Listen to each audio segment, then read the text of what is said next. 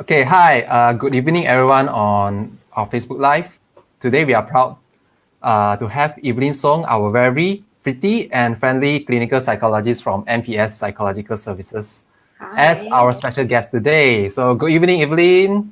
Good evening, everyone. Good afternoon, evening, everyone who's tuned in. Yeah, and all right. So, she's Evelyn, and my name is Zhengning. I am the host for today. So, today we are going to talk about overcoming depression. But before we start, let's ask how is our guest doing lately. So, how are you doing, Evelyn? I guess same like everyone, trying to go back into our new normal right now, trying to adapt as well. Apart from not eating so much, I think work has been slowly catching up. How about you, Jenny? Yeah, I'm doing actually doing quite well since MCO has been partially lifted. I'm more how to say relaxed to be able to catch up with my friends. Right. We go Mama store. Yeah, I miss Mama a lot. Yeah, I think I miss Mama a lot, and also yeah, we are allowed to go outdoor for Mm, activities, for example, hiking.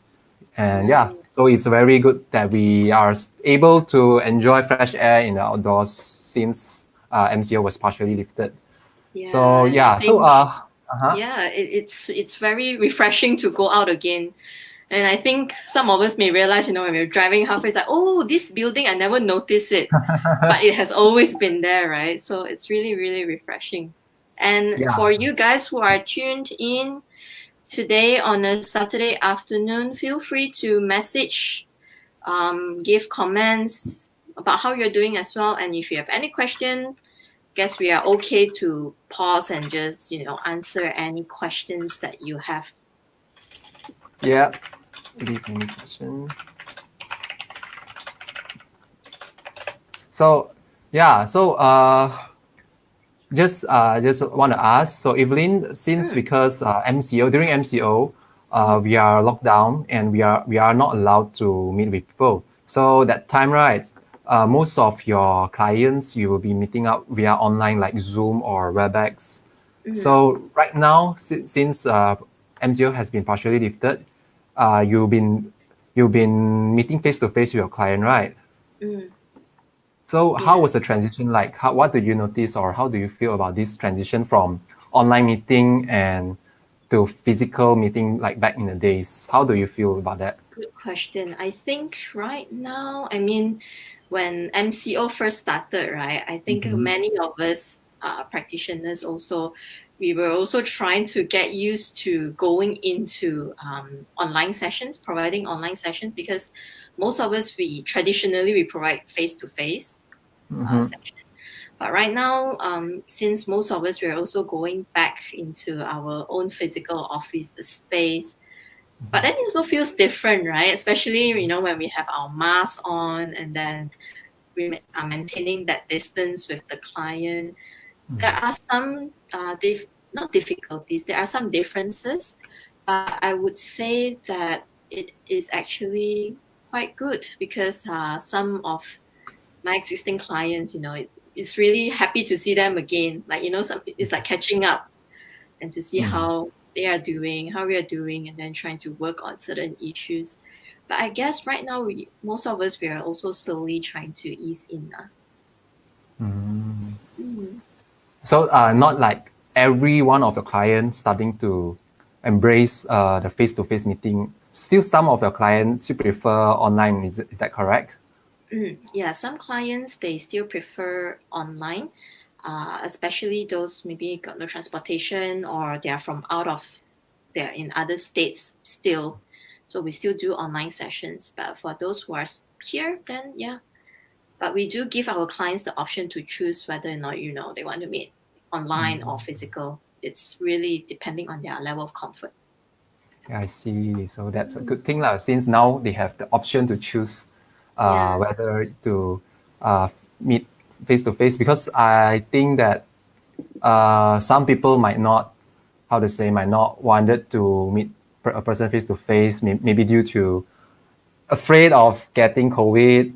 I have that fear actually. Fear of getting COVID or maybe some other issues are like, you mentioned the no transportation or traffic jams, all that. Yeah, I think it's a good thing.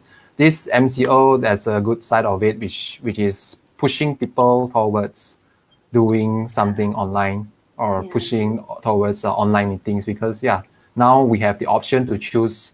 I think without MCO, we will still be stuck with some traditional options, or like, for example, payment. Now almost every store that I've been to accept e-payment, for example, touch and go. Yeah, which is a good thing. It's not present back before MCO period. Exactly. Yeah, so it's actually, I think it's a good thing if you think it this way. So basically, everything is changing, right? Like even consumer behavior, everything is changing right now.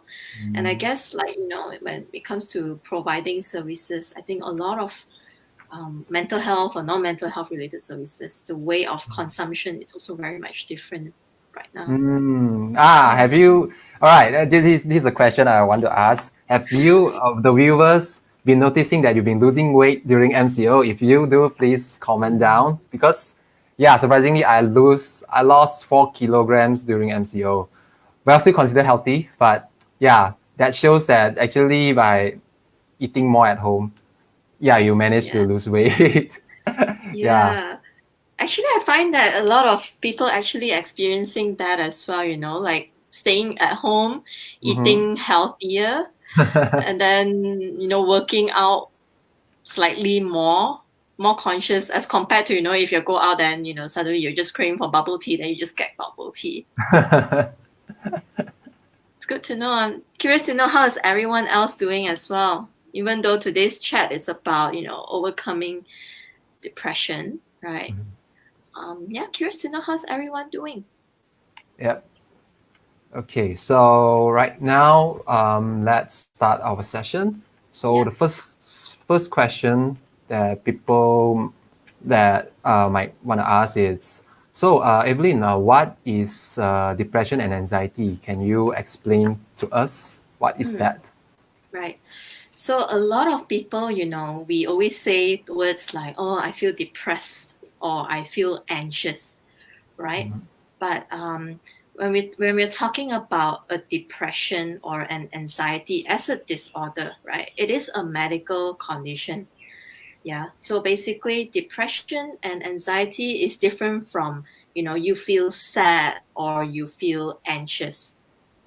Depression and anxiety, it's a form of a medical condition. It's just basically like, you have diabetes or some cardiac issues.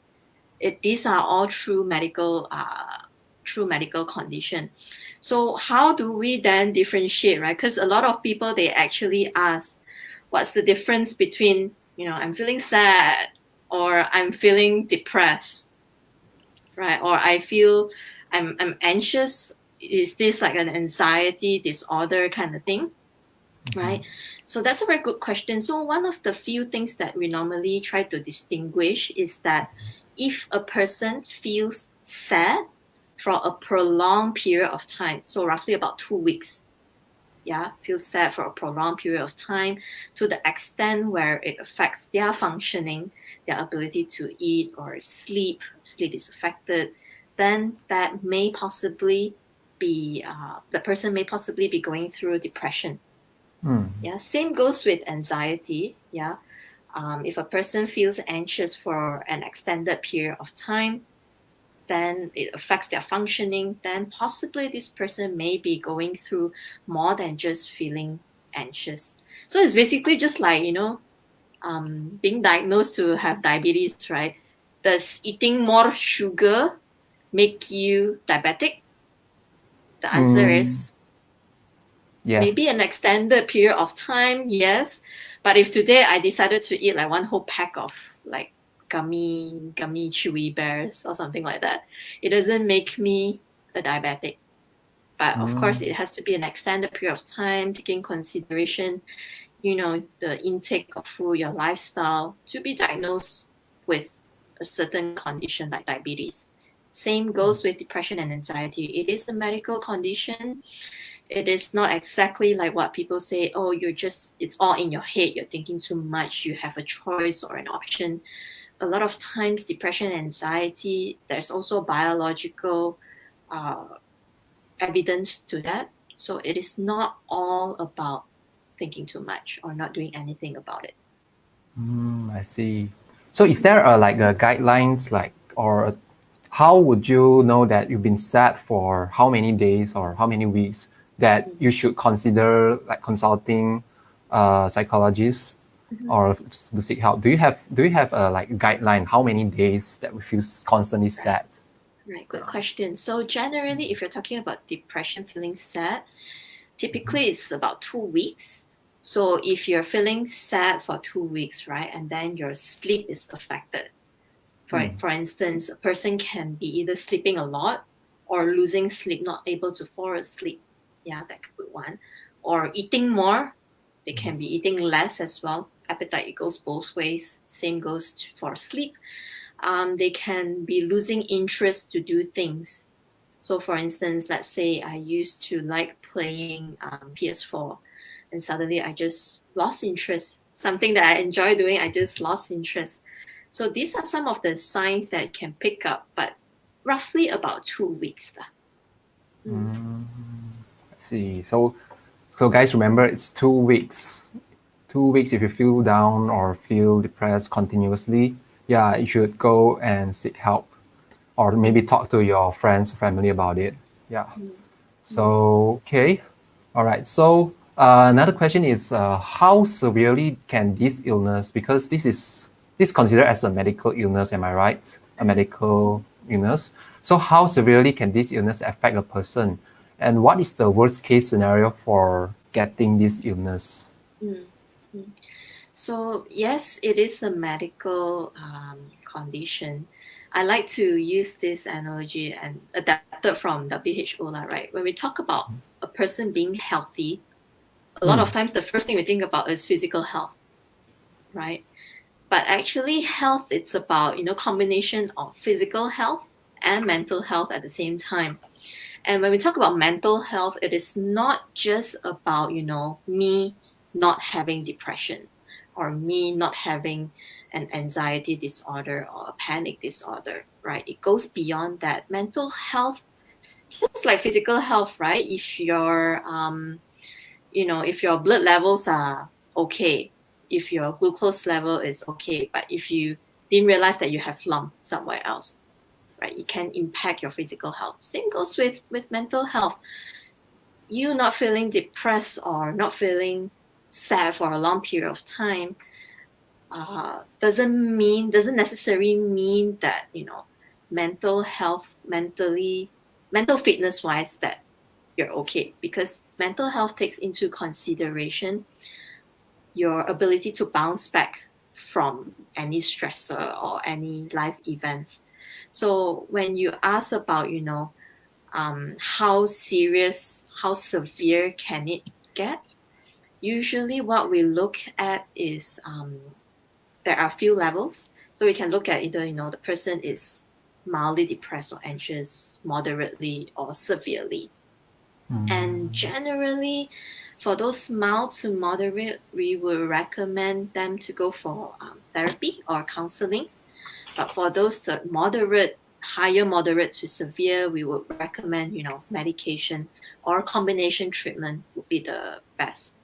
So most of the time, if let's say we're looking at the more severe spectrum, like what I shared earlier, it can actually affect a person's ability to, cope, to function at work. Concentration is poor in school, no appetite, no sleep.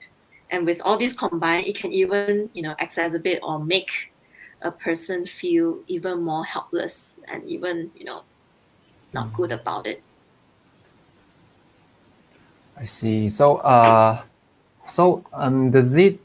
will this illness like cause someone to suicide?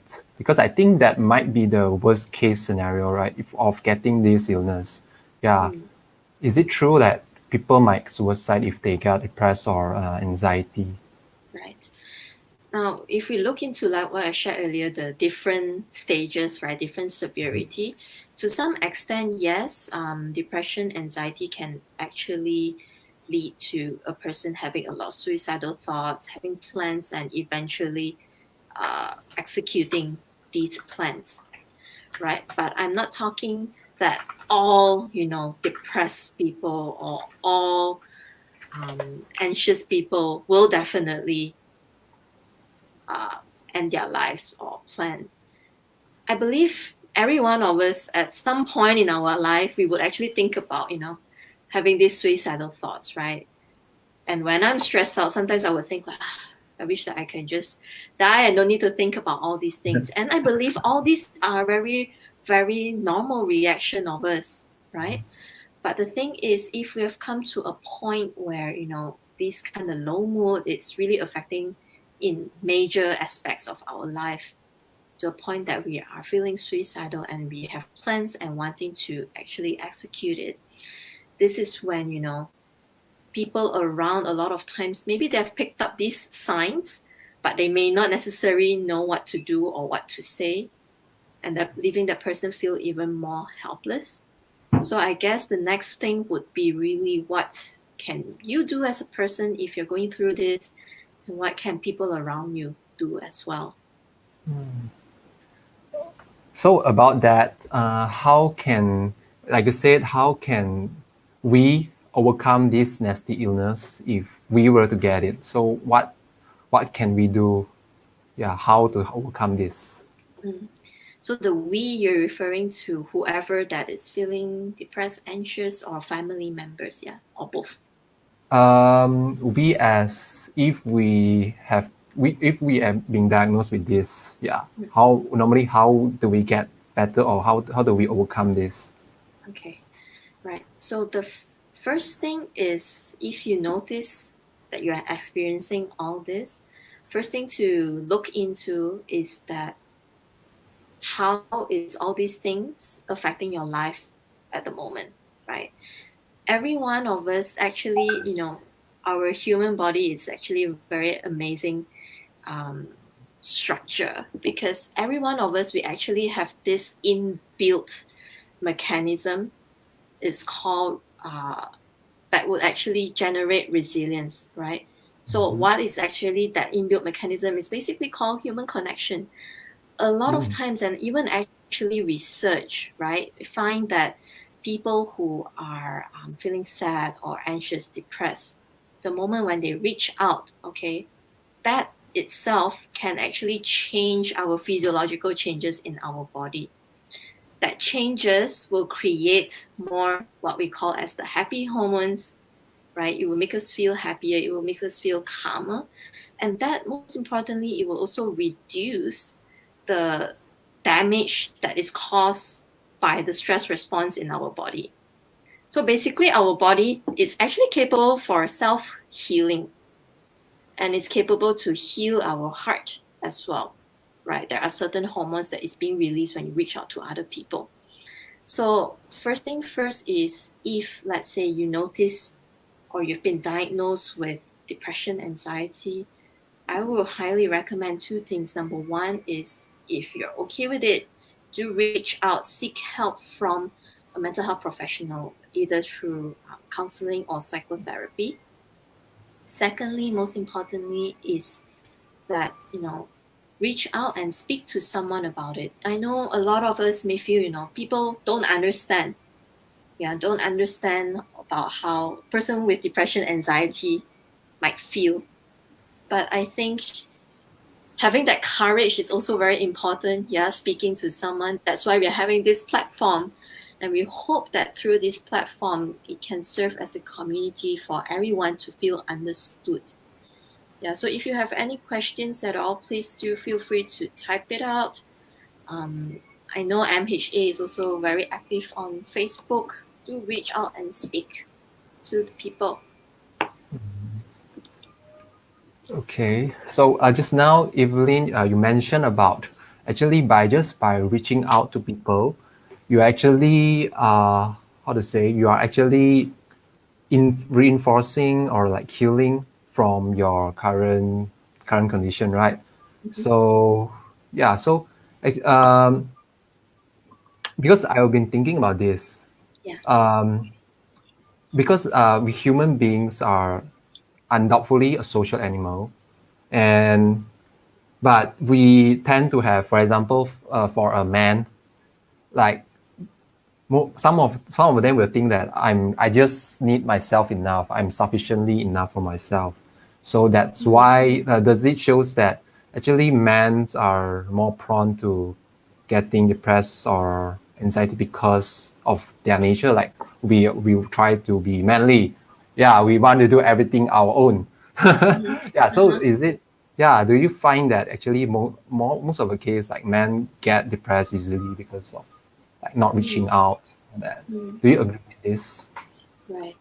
I think actually depression and anxiety, it can affect anyone, everyone, right? Women, men, children, elderly. It can actually affect everyone.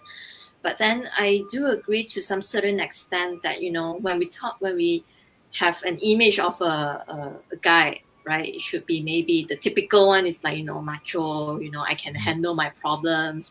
I will not share with anyone else, that kind of thing. But I think this having this kind of impression, perception, may also oftentimes stop a person from seeking help as compared to women. They are more expressive. But of course, I'm not saying that all the men and all the women, they are like that, like as in a blanket statement. Yeah. But generally, do find that, for men, if they're going through really difficult times, they may not actually express it out. But if, let's say, you notice that, someone, like a really good friend or a friend guy who is a bit, not like his usual self, I don't think there's any harm to reach out to this person and say, hey, I noticed that you're a little different as compared to how you were before, just checking in with you. How are things? Right? I would recommend asking, how are things, then are you okay? An Mm. open-ended question than a closed-ended kind of question. Because if you ask, are you okay? Normally, people would just say, yeah, I'm okay, right? But if you leave it open, right, and say, just checking in with you and see how are things, then the person maybe will be able to share more. He may not necessarily express that he's feeling depressed or anxious, but the fact that you open up, you allow that conversation to happen, I think that goes a really long way. Okay, so a message to all the men out there: if you feel down or feel depressed, yeah, it's actually more manlier to go and seek for help and also share your feelings. Yeah, Yeah. it's actually do your mind and body a good thing just to Yeah. share. Yeah, so Actually, yeah. reaching out, it needs a lot of courage. It needs a lot of courage. Yeah, so it shows that you are manlier if you share about your feelings. Yeah. So yeah, next is so do you have Evelyn? Do you have any patient that have overcome this depression and anxiety? So if there is, can you share with us about the journey that they had taken? How it's like? How? Yeah, share more about the story. Okay. So a lot of people think that, depression, anxiety is like a death sentence, and you cannot actually get better, right? But actually, a person can actually walk out of depression and anxiety. So one example that I can think about is, so I have this one client. I'll just name her, say, Maya. Okay. Mm-hmm. So Maya, she actually didn't contact me directly. She was actually reached out to me through her brother. So the brother contacted me, and then the brother told me that Maya has been going through really, really difficult times. She was previously on medication. So she saw a couple of psychiatrists, was on medication. Mood is still, fluctuates. Sometimes it's okay, sometimes it's not okay. And the time when the brother reached out to me was the time where she actually wanted to attempt suicide. That time she was really depressed during the MCO time, right? Because work is affected and many other issues as well. So when the brother reached out to me, I actually tried to be in touch with Maya. So started talking to Maya, and she was initially, resistant when it comes to therapy. But I guess that's really, really normal because most of us, we don't exactly understand or know what do we do in session, right? There's a lot of uncertainty. So imagine uncertainty in session plus a lot of uncertainty during the MCO period. That can be extremely very stressful. Yeah, so what we did was, during the first session at least, to explain to the client about how is it normally like, to clarify any of these doubts. Yeah, because a lot of times we do notice all this fear can be a hindrance to seeking counseling or services. So I saw her it was planned to see her for at least 6 times. So I saw her for 3 times, something like that. And then she told me that she actually felt a little bit better. I mean, her depression, her mood states, her anxiety were slowly picking up to be more, as she said, stabilized. But during the process, we did work on a lot of issues that is causing her anxiety and depression, right? Because a lot of times when clients, they come in, let's say with palpitation, with anxiety, right? And they want to solve this palpitation, this anxiety or depression. But as we try to understand what is causing this palpitation and anxiety, the growing thing that is causing this, and we try to, apart from helping her using different techniques to manage this, but also looking into some of the possible causes, I find that, I think this was one of the reasons why she managed to, pick up and got better eventually. So we stopped at 5 sessions. I'm still right now, she said that she's okay, she will reach out, but we do encourage booster sessions as well. Booster sessions meaning, maybe once in a month, once in 2 months, just to check in and see how she's doing. It's just like, going for a blood check, right? We do that, try to assess how are we internally. But for coming for sessions, it's really not, it doesn't mean that you need to be depressed and anxious to have a problem to come to see a therapist. A lot of times I go for therapy myself to get to learn a little bit more about myself as well. Doesn't necessarily mean that, I'm depressed, I'm anxious. Back then I was depressed, I was anxious. But right now, it's a process of growth and understanding. And I do believe each and every one of us have that internal resilience. But how do we then, pick that up and try to help us cope in situations? Yeah, so it's not a death sentence, and you can actually walk out of it. There will be days that you feel low, but there are actually many ways to manage that. So guys, don't give up hope. Yeah, so just now Evelyn mentioned that even though she's a psychologist, she also go for sessions, am I right? So that shows that actually we are all human beings. It's not that psychologist does not face this problem or immune to this problem. Yeah, so it's actually human. We are all human beings lah. So yeah, go and seek help again. If Learn more about yourself. Be curious about yourself. I think that is actually, you can never get to know enough about yourself because we change, environment change. Yeah, be curious. Yeah. So yes, yay, we can get better. So yeah. Okay, so how, let's say this client of yours, she did better, like just now you mentioned, that client, how do you know, like, does it have a test, like saying that, so now you are getting better and you pass this test, is there a test for depression and anxiety, like to prove that you are fully recovered from that? Right. So normally what happens in session is that there are a few ways to look at it. The first one would really be what the client reports, right? How the client feels herself or himself from as compared to, during the first time, and then you notice the progress until now. Basically, what the client report is number one.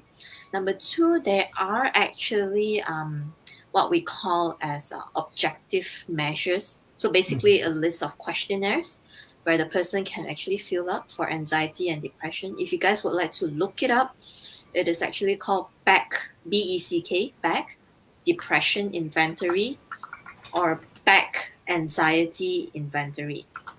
Okay, so these two are what we call as clinical assessments. So some of you can actually find it online, but don't interpret it by yourself, okay? Because this is actually a diagnostic tool. So with diagnostic tool, meaning to say that these tools will actually needed to be, you actually need to speak to your psychologist about this or your psychiatrist about this. Yeah, but basically there are tools that can actually measure, depression and anxiety levels. So apart from clients' self-report, apart from all these tools, these are mainly the two. And if let's say, client comes in together with family members, then we will also try to understand from the perspective of the family members or friends, if the client is comfortable with it. Okay, so there is a test. It's more like a MCQ question, like questionnaires. So it's a questionnaire, and then it's like a skill. So you rate from, let's say, 1 to 4. So from the week of these 2 weeks, how frequently do you feel about, let's say, number 1, feeling low mood or sad? So you just rate from 1 to 4. Yeah. But again, all these are clinical assessment tool. You can have a look about it to understand what exactly is depression and anxiety. But if you happen to do it yourself and you score high, it does not mean that you have an anxiety disorder, right? To get diagnosed, it will be best for you to seek or ask a mental health professional. So to get diagnosis, either a psychologist like myself or a psychiatrist. So you guys can look out for Evelyn if you suspect yourself or you doing the test and get high scores, which is not a good thing, right? Getting a high score is not a good thing.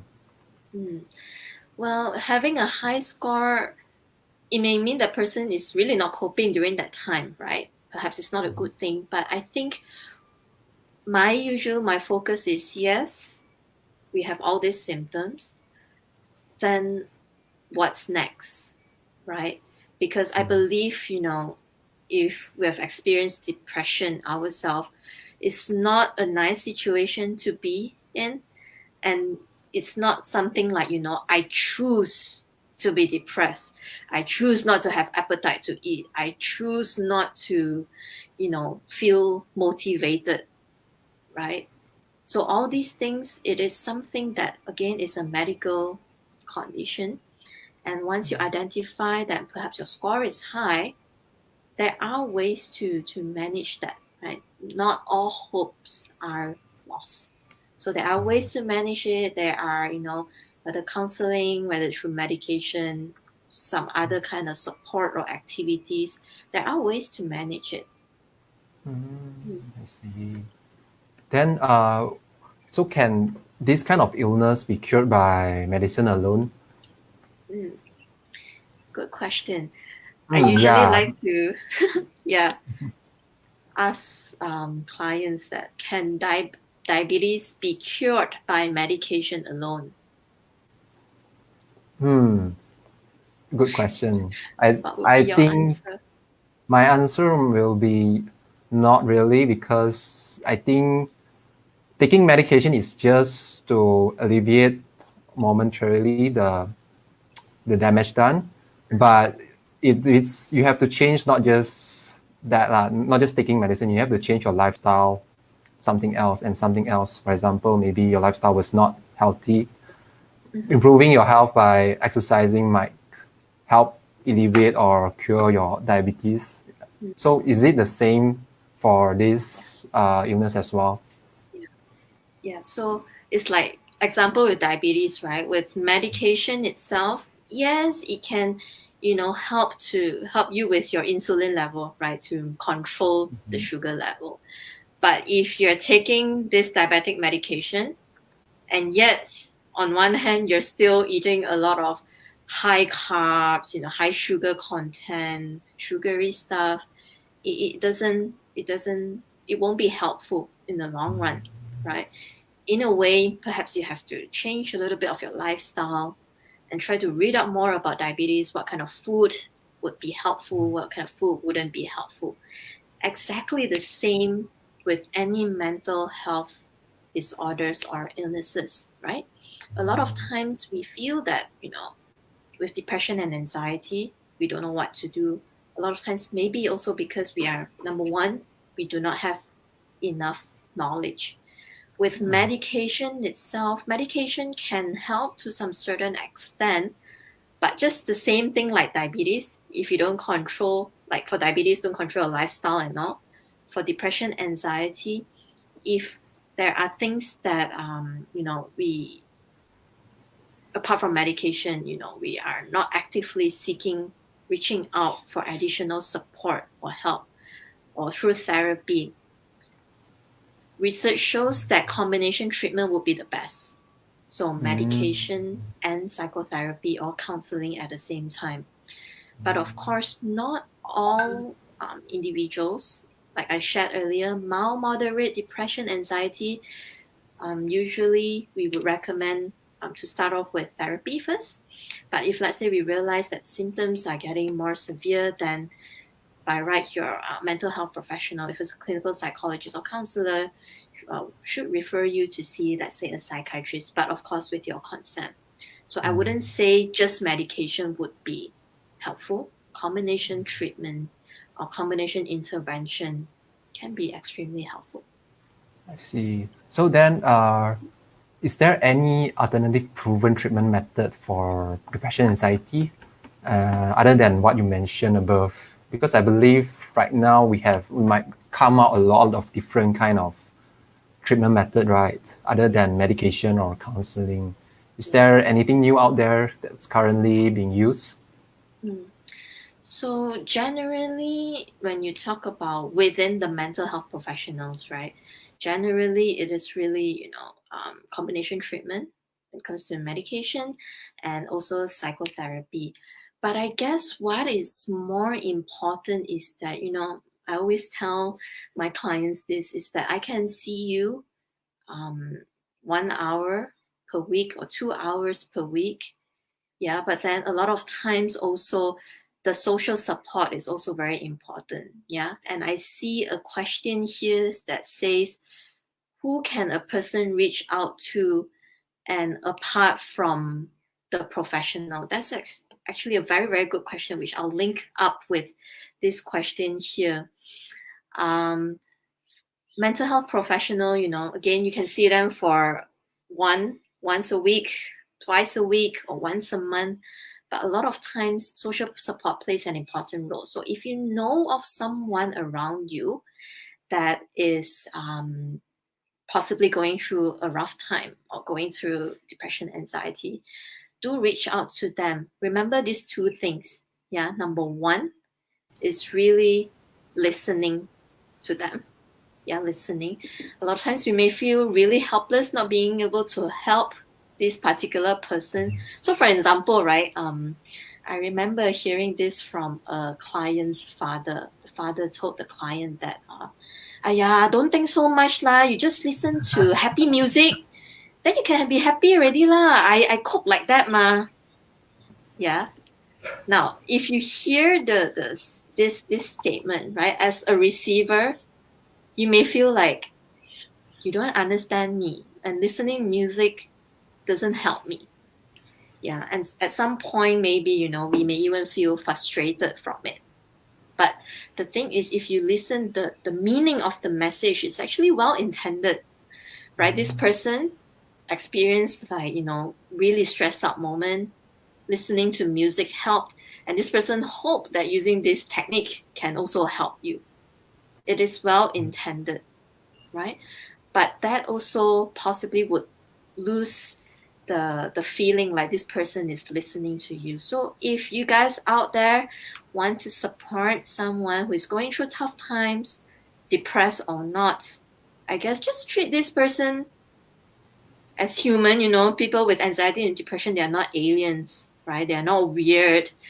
Just treat them like how you want to be treated, right? Just listen to them and offer a listening ear. If they want solution, or if you feel like you want to offer a solution, you can always check in with them. I hear that you are actually going through a really difficult time right now. Is there something that I can help you? If that person wants help, that person will tell you that person wants help, because you already opened up that door, rather than your well-intentioned perhaps is being translated as you not listening or not being helpful. So listening, first step. Second step is, I always share, is empathy. What is empathy? Empathy is basically like, the last time you try to imagine, right, Jingning, last time you feel or remember how you are being understood. And for whoever who is listening here, when was the last time you feel that you're being understood? And what about that person? It can be a completely stranger or someone close to you that makes you feel understood. What did this person do? Did that person just let you talk? That you share didn't interrupt you and show that, he or she understands? Just listen and show empathy, like how you want to be treated. So I hope, Snoopy Oi, I hope that answers your question. I see a flood of messages coming in here.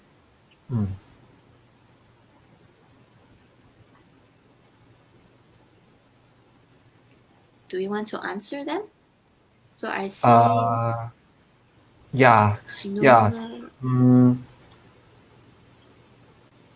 One of the question is, what is CBT, cognitive behavioral therapy?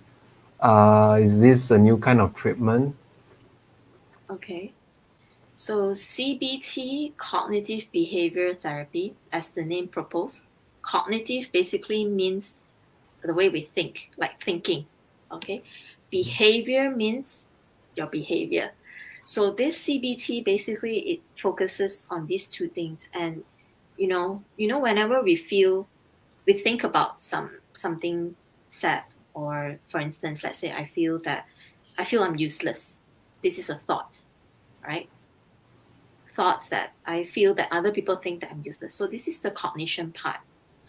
How does that make me feel? I feel really sucky about it. I feel really depressed about it. So there's this feeling aspect. And with these two combined, how will it affect our behavior? Perhaps, to a point where I may be, not motivated to talk to people around, right? So how we think will affect our behavior will affect our feelings. These three things will actually affect one and another. And that is why a lot of times when a person is depressed, they may spiral down. It's because one thought leads to some feelings, leads to some behavior, that behavior leads to another thinking. That's where they spiral down. So CBT basically aims to kind of like change their perspective, to tweak this cognition and this behavior side of things. And that eventually will also change how we feel in situations. So is that done by counseling, or there's a device that do these kind of things? Right.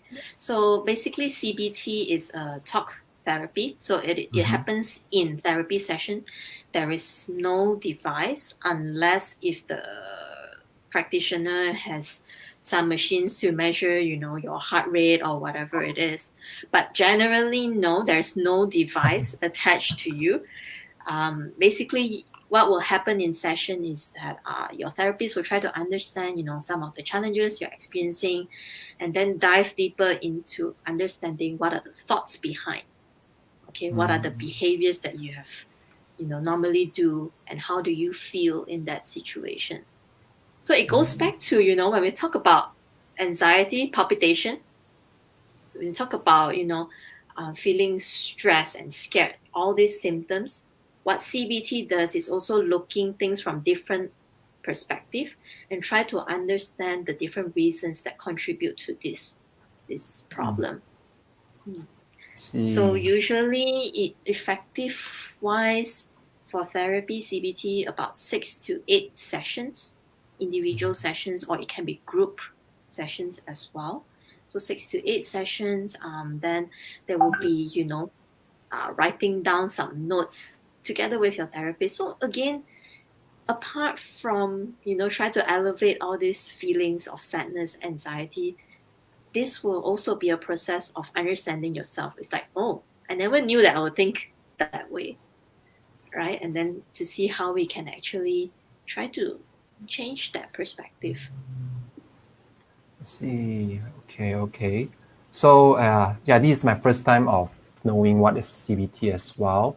And now let's move on to look at our comments. So starting now, we will be starting our Q&A sessions from this Facebook Live. So if you have any question want to ask our psychologist Evelyn here, just feel free to leave any question. Yes. And let's go through the comments on people's questions. So Christopher Chong says, I lost 5 kg and then became NCO. Yes. Well, so yeah. Doing out impulse purchase with food. But still lose 2 kilo, right? So that's a good thing. Reframing, yes. Okay, so Nur Azza say hi. Hi. Okay. Nur Azza. Oh yeah, and go on. Yeah, I have a question. In some point, I can't keep up with learning at school and meeting people because usually they make me drain in some ways. Sometimes getting anxious without reasons and with reasons. It's actually making me struggling in school. So I get anxious and scared in my class until I get uncomfortable feeling, want to cry. I wanted to get out from the class, but I want to know, is there any ways I can do to reduce this? Because sometimes it makes me feel numb, no feelings.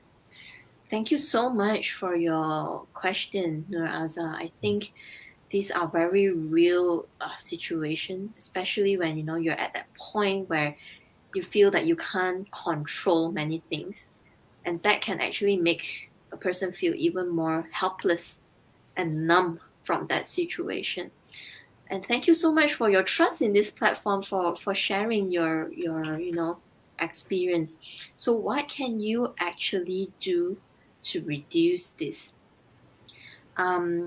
Practically, there are some ways that can help a person to manage anxiety, right? One of the very good technique is what we call as a deep breathing technique.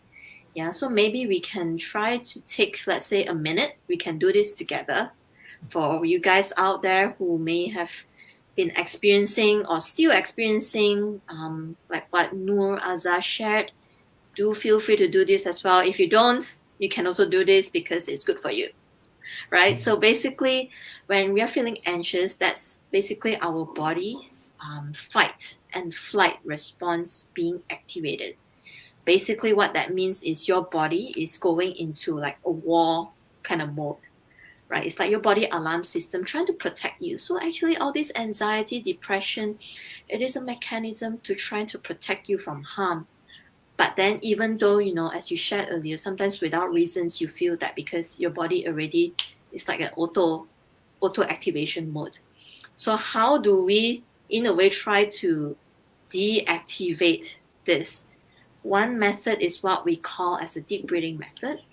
So for you guys out there, try to use this 1 minute. Okay, we can do this together.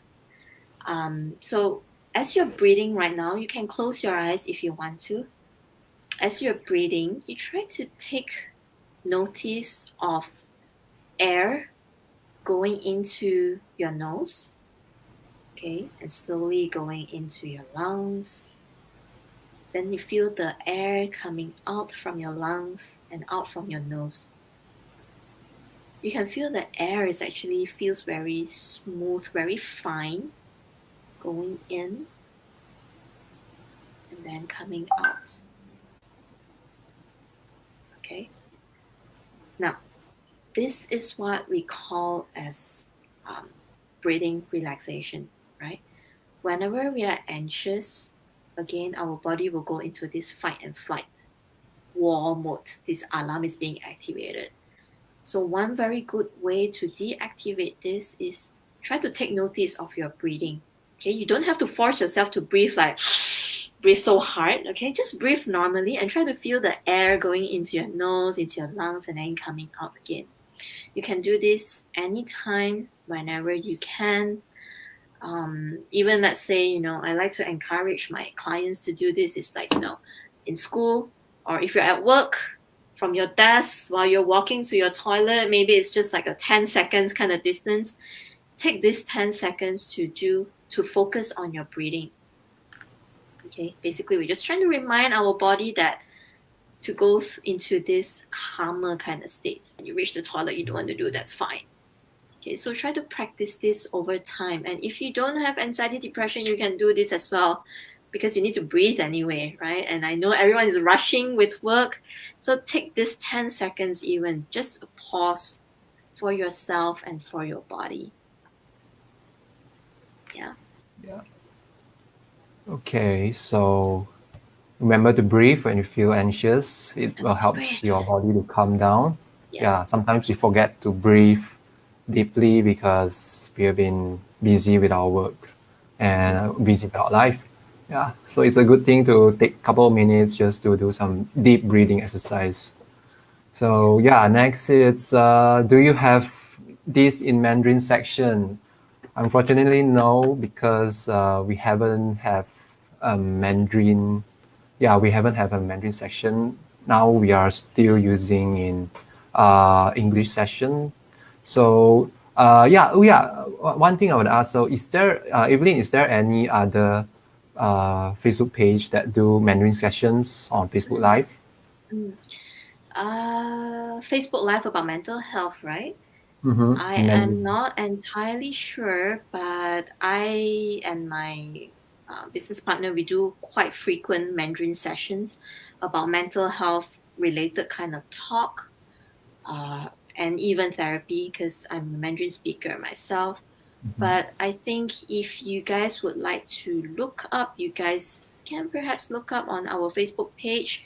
We have a lot of content and posts on Mandarin. You guys can just go to Facebook and look for MPS Psychological Services.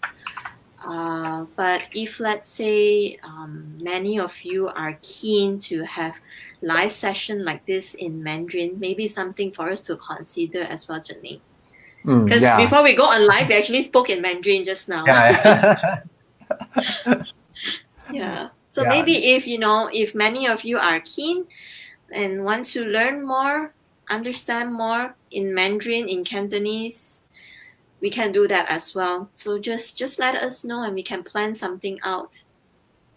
Yeah, we'll consider about this doing Mandarin session in the future. Thank you for your feedback. And next is, okay, who can a person reach out to apart from the professionals? Yeah, so we shared that a little just now. Mental health professionals, reaching out to people or a community, let's say MHA. And also you can reach out to, like, say, NGOs like the Befrienders, Lifeline Malaysia, who are trained para-counselors themselves, who are equipped with the skills, abilities to manage. Yeah. So yeah, I just posted the link to befrienders.org.my.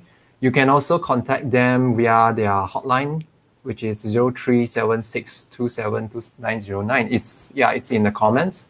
So if you can call them if you feel, not just you must be feeling depressed to call them. Actually, if you feel lonely or feel suicidal or maybe feel sad, you can just call them and reach them out. They will be lending you a pair of listening ears.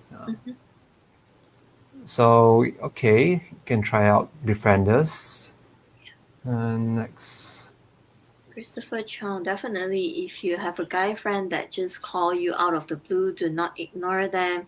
They might sell you MLM products, but mostly they don't. They just need a listener, and who knows, this is a drinking session would help them walk out from depression a little. Yeah, I mean, a lot of times we just want to be listened to and being heard, right? And with depression, anxiety, it can be very, very lonely. Yeah, but I wish to reach out to you guys out there that you're not alone in this. You're really not alone in this. Next is Hafsa says, agree. When we know who we are, we know how to work on ourselves. Yes, I totally agree with this statement. When you know yourself well, then you know how. That's actually the first step of getting better and getting stronger. So, Nura Ashikin say hi. And Terence says, there's so much stigma around mental health. It's rare these days, at least in my experience, to not be shamed for suspecting you have a mental illness, let alone even seek help. All right. My parents know practically nothing about mental health, so they blame me for thinking I'm sick and wanting to see a psychiatrist. So I feel you, Terence. Yeah. Maybe parents of older generations, they don't have this kind of awareness about mental health. And I'll pray for you and try to talk about this with your parents. Maybe even share this session or this video with your parents to let them know more about a mental illness. Anything to add in, Evelyn? Yeah, Terence, thank you so much for sharing as well. And it can be a very frustrating experience, right? Especially, people around don't seem to understand. And a lot of times, depression and anxiety is not something, you can do a blood test, there's a physical report in your face and say that, okay, you have depression, anxiety. A lot of all these things is really something that we feel. And sometimes putting it into words can also be very difficult. Yeah. But want you to know that, you're not sick, feeling this, going through this, it can be an extremely difficult times. And I hope that, you could reach out to people who you trust, either if it's the MHA support group or befrienders, or reaching out to a mental health professional. Yeah, there are some free, either online or very prorated rate for counseling as well. And if you guys are keen, perhaps we can, compile a list. Yeah, Jenny, I'll pass some over to you as well for people to reach out for help. But do know that you're not alone in this. Okay, let's move on to next. Nur Azza says, how to getting a treatment but your family is not aware of you. Yeah. My first question is not aware, meaning not aware about your condition. Just would like to understand a little bit more, Nur Azza. Maybe you can type it in the comment section. And one thing that I would also consider is normally if let's say we see minors, so anyone who is below 18, they're still under the guardianship of their parents, right? If let's say you are feeling really, really bad and you're a minor, you're feeling really bad, feeling really depressed and helpless, you can also call Talian Noor.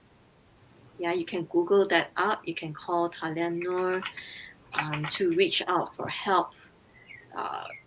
They have individuals who can perhaps guide you through on what you can do in situations like this. If let's say, you told your parents that you are not feeling well, you want to see a doctor, you're feeling depressed, anxious, but perhaps, due to lack of understanding or knowledge, people around you don't take it seriously, to reach out for help. Again, I repeat, you can call Talian Noor and speak to the individuals there, and they will be able to perhaps guide you on what you can do. Yeah. But in situations, if let's say you would like to speak to someone, reach out to any NGOs on this.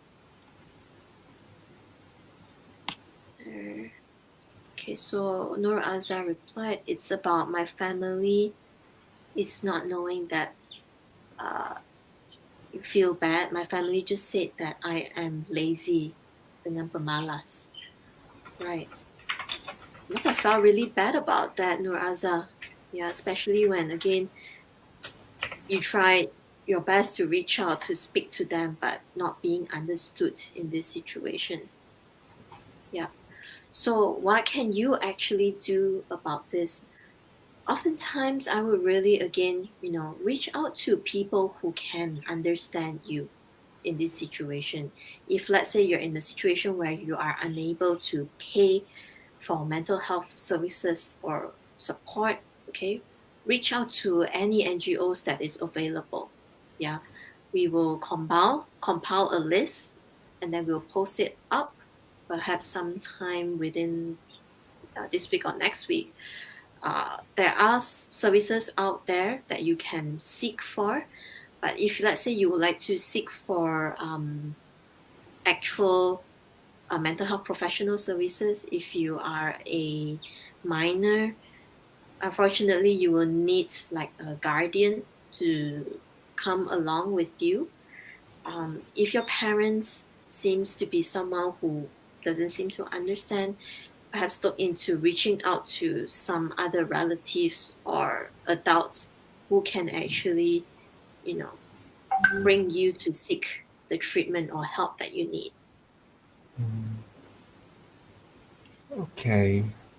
So move on to Snoopy. Is it true that a patient don't have a choice on which professional that they may choose, which they are able to relate to at a GH? Okay, thank you for your question, Snoopy. So, is it true that patients don't have a choice?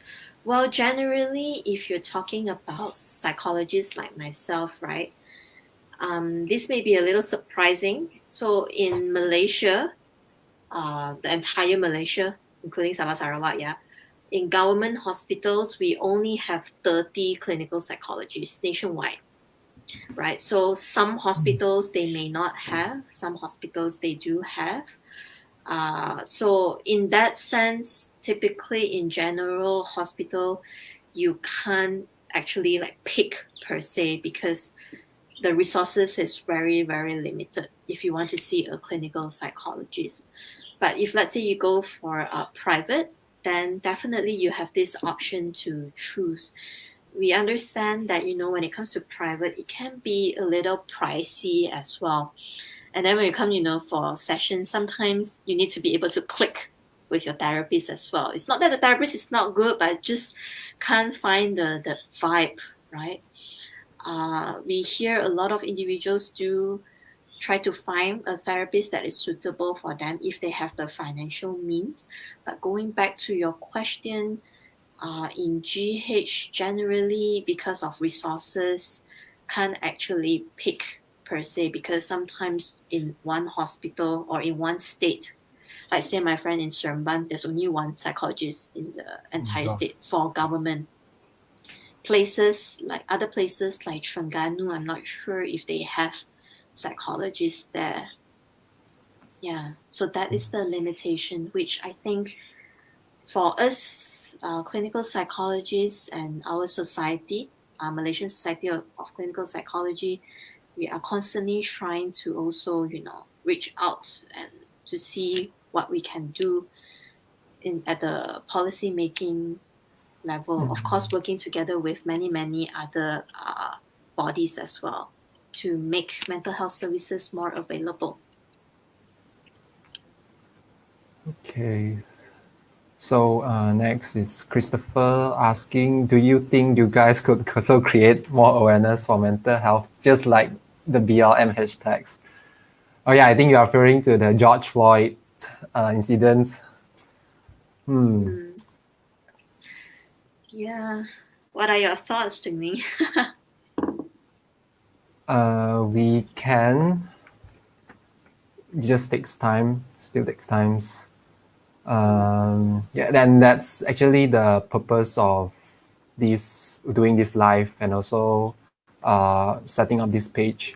We are actually doing how to say, we are actually, one of our motto is actually to defeat or to debunk the stigma against mental illness patients or people. Yeah, so this is one of the direction we are working on, to destroy the stigma, basically. Yeah. But if you are saying like BLM hashtags, that's huge, like somebody have to die. No, sorry, not about that. Yeah, I think BLM. with all these campaigns, right, a lot of times, it's like a crisis happen. Then it's like the crisis can be either someone, some unfortunate thing happen, can be any crisis at all. Then there's this, about retweeting or rehashtagging. But when it comes to mental health, I guess this has always been an effort as well. Like, hashtag mental health awareness. We even have World Mental Health Awareness Month and Day. All these are ongoing, but I guess I don't think there's a direct answer to that. I think with mental health, just like physical health, it would take a lot of education. It's something that is ongoing, right? It's not something that is like boom, happen, then it dies off a little, right? It's something that is ongoing.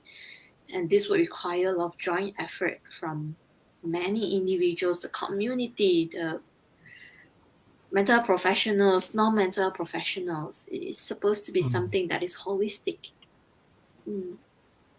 So yeah, and one more thing is maybe because right now we actually try to educate people, like not people out there, more about mental health. Yeah, that's also the reason why we are doing Facebook Live, is actually to spread the awareness to individuals that they may not have this kind of awareness. Yeah, because we know that in other countries, like for example, Western countries, they have this awareness. They are more aware of this. Therefore, they even, like for example, the parents, they understand this.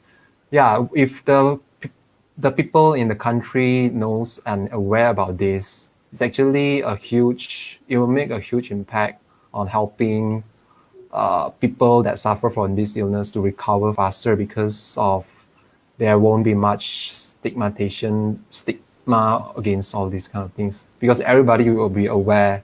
It's actually not that, how to say, weird, or not that not that yeah, it's actually it's more common than we know. It's just that people are, maybe in our country, people are starting to get aware about this. So yeah, we are working on this. So yeah. Okay, next. All right, Hafsa says, if a person is in their depressive episode, and I'm talking about bipolar, where they off all of their sock mats and gadgets, how can we reach them to help them? Or will they be okay by themselves as the time passes? Great question, Hafsa. Thank you for asking.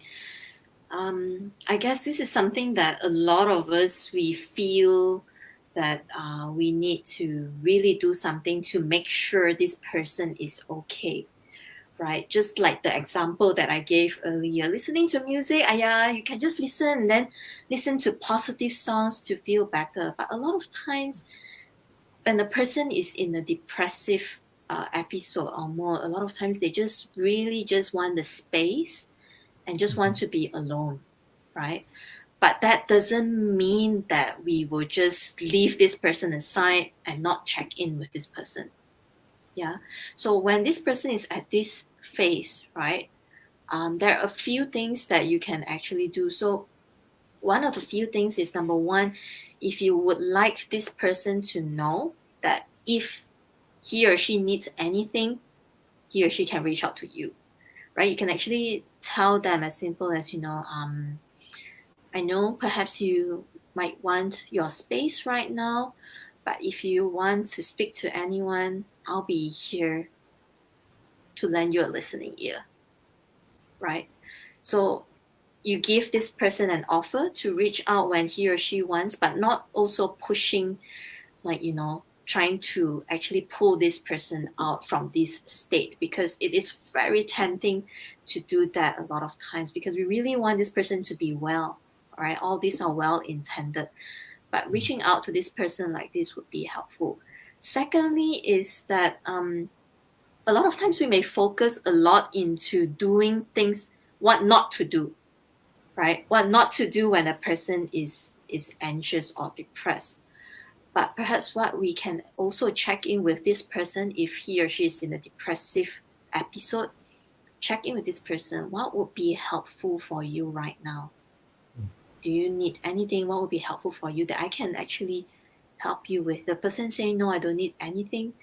Then respect that space that they need, but also offer them that they can reach out to you whenever they want to.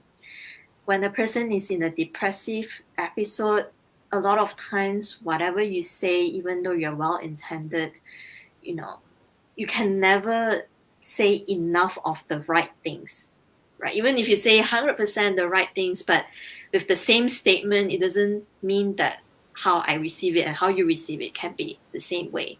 It doesn't necessarily mean that I'll feel better from that. So will they be okay by themselves as the time passes? Maybe yes, maybe no, but most importantly, check in with them every once in a while. If they are in a depressive episode, a lot of them, they may not feel motivated to go out, right? Then slowly we may feel that, okay, because this person don't feel comfortable, then I don't want to call this person out anymore, right? That person maybe will feel that, I feel even lonelier in that sense. So what we can do as friends is perhaps reach out to this person by saying that, I know days where, you just want to be alone, you don't want to go out, but I would just want you to know if you are okay, that I will still ask you out every now and then. If you don't feel like, you can just let me know, but I'll still reach out to you.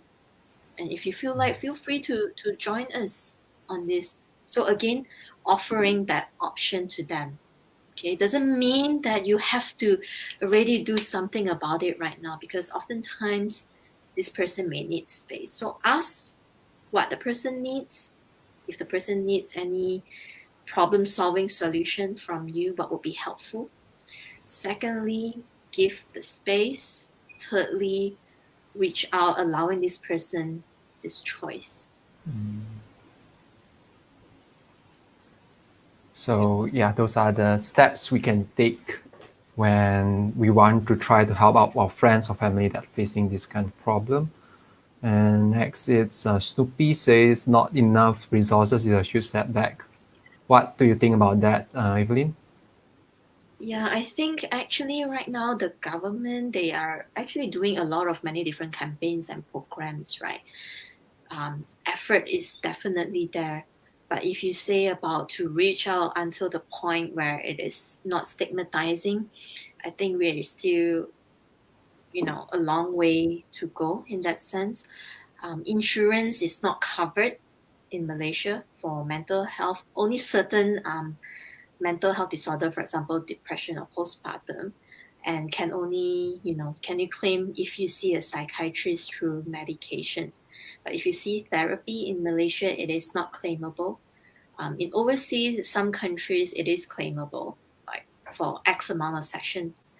So yes, it is a huge setback, but this wouldn't stop us from continue to advocate, continue speaking for mental health, and I do really believe that this shouldn't just be limited with only mental health professionals. Chats like this, a community, us coming together, us lending support with each other, that would definitely make a big impact. So yeah, about to add in something. Just now, Evelyn mentioned about there's not much insurance company covered for mental health. Well, I happen to know that AI has coverage from their medical card. I think it's around it will coverage for 1,500 ringgit per year if you visit a psychiatrist. No matter what psychiatrist, as long as this psychiatrist is legal and is certified by the MHO. Yeah. So if you want to look up more information, you can look for maybe some of your AI agents about that information. So yeah, that's add in. So Michelle says that I pray that someday mental health awareness is taught or exposed properly at schools, and pray that all our mental health professionals are blessed. Well, thank you for saying that, Michelle. Thank you, Michelle.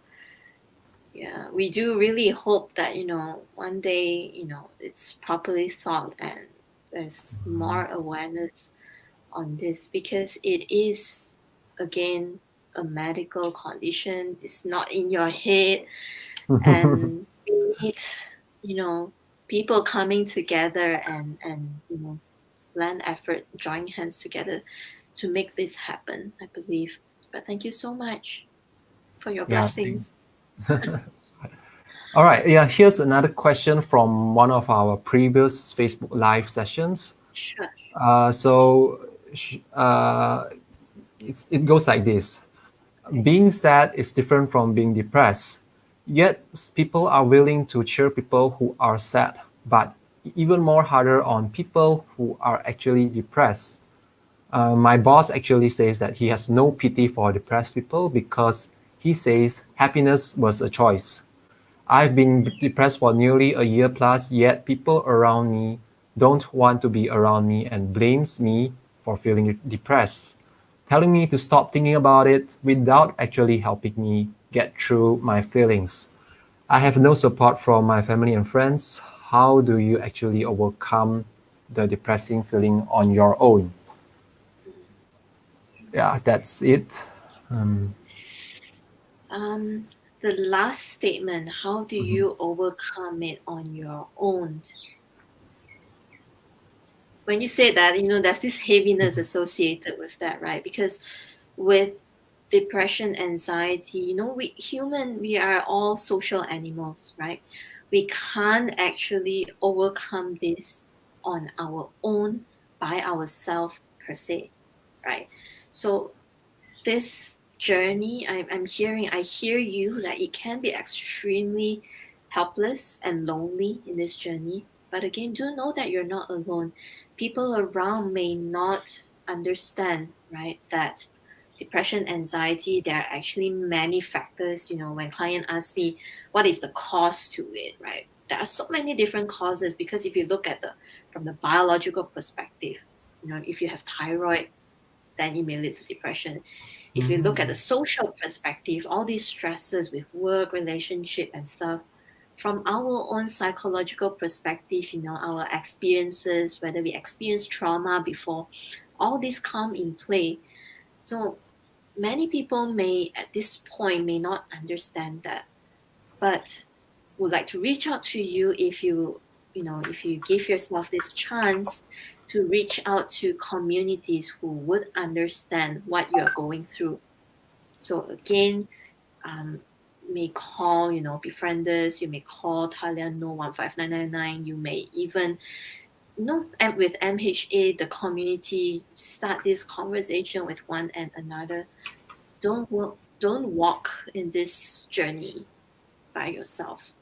Even though you may feel that people out there don't care, don't understand, but many people out there do care and understand. So it's about reaching to the right group of people to seek this support. Okay, so we feel you for whoever asked about that question just now. And all right, so here's another question. Should I indulge myself in entertainment when I feel depressed? Because yeah, this question is actually quite interesting. So it's like you are feeling sad, and if should we indulge in entertainment? It's like the other end of the spectrum, so you will balance it out. Like I will feel okay. Is that recommended? What kind of entertainment though? I don't know. Like maybe just eat as much chocolate as you want, watch as much K drama if you want, or play as much PC games or PS5 as you want, just to like to balance it out.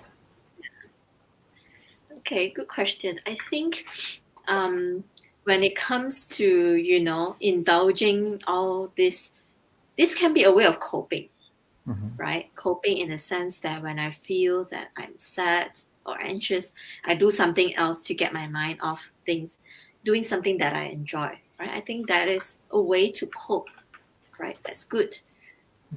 However, try to take notice if, let's say, again, there's this underlying thing that is happening, like what we talked about earlier.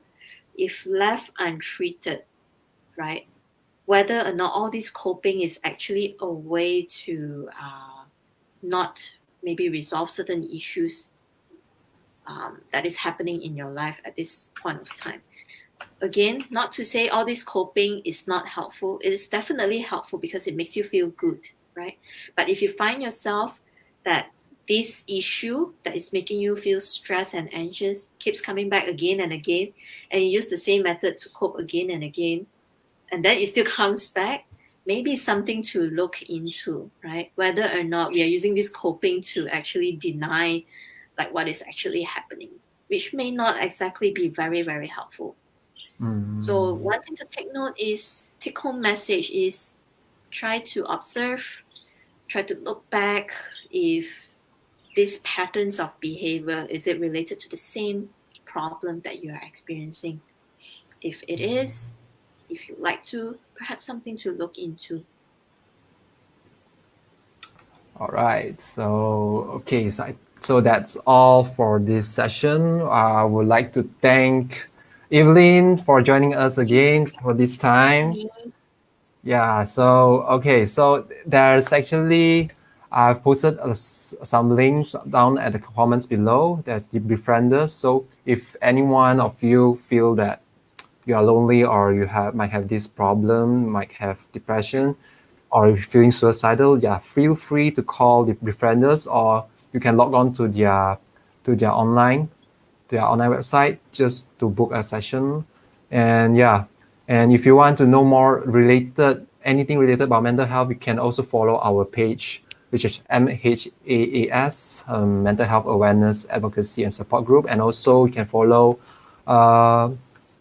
MPS Psychology Services on Facebook as well. And one more thing, I need help from you guys, which is I will be putting a link to a feedback form. So yeah, feel free to leave your feedbacks in this feedback form so we can improve on doing Facebook Live, or we can get an idea on how to improve, or also idea for next topic in the feedback form. So yeah, be sure to fill up. You just took 1 minute, and yeah, help us to get better in this as well. So once again, thank you, Evelyn, and we will see you next time. All right. See you guys. Bye.